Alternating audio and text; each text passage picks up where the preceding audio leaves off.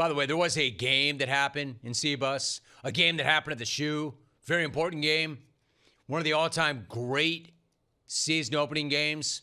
I mean, it didn't turn out to be that great from that standpoint, but y'all got over. You won. You're back on top. You're defending your natty. Why don't we talk about that for a minute? Let me tell you one person who I know is incredibly thankful for Bill Belichick right about now. That would be the only figure in college football anywhere near as famous as Bill Belichick. That would be Arch. Arch Manning should write the Hood Man a handwritten thank you note today. Thank you. Because if it were not for the Hood Man's disastrous Tar Heel debut, dominating the headlines today, Arch's disastrous debut would be dominating the headlines today. That was our poll question. Who had the more disastrous weekend? Hoodman, Arch, or Yes? I voted Hood, along with most of the rest of you. Hood flopped harder, but Arch still flopped pretty damn hard. By the way, that vote is still live. You can still vote in that thing right now. Go to my X account. Nearly 3,500 votes are in. The poll is still open. Who had a more disastrous weekend? Belichick, Arch, or Yes? Look, I'm not saying that either one of them are already failures. I'm just saying they both had pretty embarrassing debuts. Arch didn't just fail to live up to the absurd hype. He essentially failed to operate the offense at all. I mean, impossible to live up to the level of that hype, but very possible to, I don't know, move the ball, move the sticks, put some points on the board before the last 4 minutes of the ball game. Yes, it's only one game. Yes, it's one game in an insane environment against an elite defense. An elite defense dialed up by one Matt the Ticonderoga Patricia. Remember again when we were all like, the hell is Ryan Day doing bringing in the pencil to run that defense? Now one game in, it looks genius. C-Bus, if I'm being real, the last thing I expected was for the pencil to turn Sark inside out, and that's exactly what happened. Now, back to Arch. Back to Arch going into the tank. Notice what I'm not saying. Now we know why Sark didn't jump Arch over Quinn Ewers. I'm not saying that. Actually, a lot of people are saying that, but I'm not saying that. I am saying this. Yes, the expectations were absolutely absurd. This dude was made out to be Peyton, Eli, and Archie all rolled into one in their primes, only better. When in fact he had played all of 2 games. He had played all of 2 games, and then you're going to ask this guy to go on the road into one of the most hostile environments in college football against the defending national champs and beat them. That's a hell of a big ask. And he did lose that enormous debut by only a touchdown, which at face value is not catastrophic. Except in this case, this is one of the rare times where I'm not just looking at the scoreboard.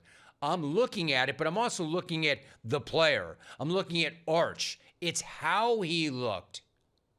It's how he lost, how he looked. And he looked lost. He looked overwhelmed. He looked rattled. That to me is the most shocking part of this whole thing. Now, I knew it might take him a moment to settle in. What I didn't expect was the moment to be too big for him. And I think it was. I also did not expect Uncle Pate's noodle arm towards the end of his career. And I was far from the only one who picked up on that. Far from the only one who thought that. Check out this viral post on X comparing his throwing motion to Uncle Rico. Look at this. Or How much you want to make a bet I can throw a football over them mountains? Coach would have put me in 4th quarter. We'd have been state champions, no doubt. I mean, Mav looks more natural throwing it than him. It's just one throw, but it's definitely one ugly, awkward throw. And look, the other Mannings were famous for the way they spun it with a bit of a wobble. But a little bit of a wobble never really hurt Pate or Eli.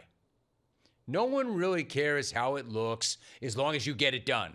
For instance, this interception was one of his cleanest throws all day long, and it still hung up in the air for an eternity and wound up as a turnover. Check this. Play Gus. Play fake.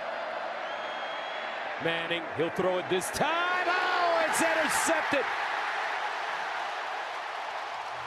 Matthews Jr. One of the better balls, I guess, he threw.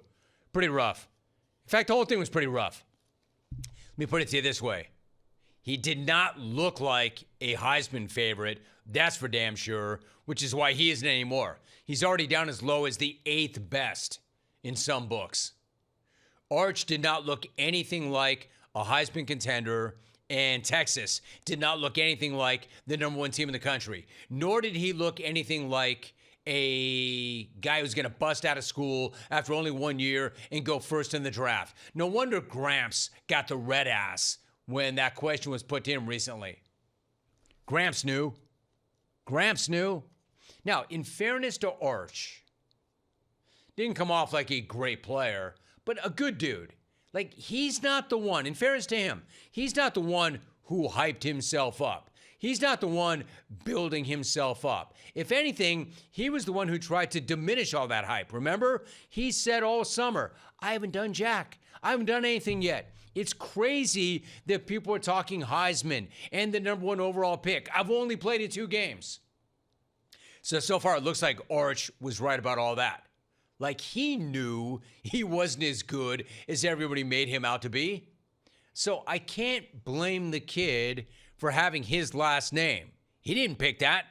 I can't blame the dude for having absolutely unreasonable career expectations that come along with having that last name. At least not yet. And again, he's not the one saying, look at me. I deserve all this hype. It's everybody else who's hyping him up. That's it. That's it. He did give that one quote last week that I did like at the time. And I knew as soon as he dropped that quote was either going to go down as an A or an F, which is why I liked it. I liked it when he said this. Are you mentally prepared to have that huge X on your back all season long where everybody is going to be coming for you? I mean, I think that's all of us at Texas, and I think we kind of try to shift the narrative. We're going for everyone else. Target's not on our back. We got the red dot on everyone else. In other words, we don't have to deal with them. They have to deal with us. Yeah, well, so much for that red dot being on the Buckeyes. That quote was either going to be the most badass thing ever if Texas won, or pretty cringe if they lost. Unfortunately for Arch, that has not aged very well. And again, they didn't just lose. Like, even if he had played lights out and they lost, it would have been a good thing. But they lost, and he didn't play well at all. If they lost and he threw for 350 yards and 3 TDs and it wasn't on him, that'd be different. But he wasn't that guy at all. Now, it's only been a week.